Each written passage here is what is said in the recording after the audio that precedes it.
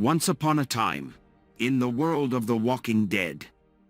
After the zombie epidemic hit, the world changed drastically. The dead started to rise and attack the living. After the zombie epidemic, different people came together. Michonne was a fierce fighter with her trusty katana sword. She used to be a lawyer before the epidemic. Michonne was fighting for justice in the courtroom. Carol was a quiet and timid woman who used to be a housewife and mother. Maggie was a farmer who lived on her family's farm with her family. Rosita was a mechanic who fixed cars and trucks. Tara was a nurse who worked in a hospital before the epidemic. Sasha was a police officer who tried to keep the peace before the outbreak. Andrea was a successful lawyer before the epidemic hit. Lori Grimes was a stay-at-home mom who took care of her son Carl. Beth was a young girl who helped her father run a farm. Enid was a teenager who lived in a gated community before the epidemic.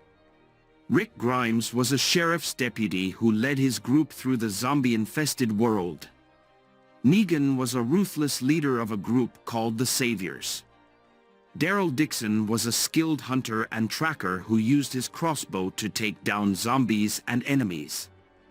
Merle Dixon was Daryl's brother who had a rough past. Glenn was a resourceful scavenger who could get his hands on anything. Eugene was a smart scientist who knew how to make explosives.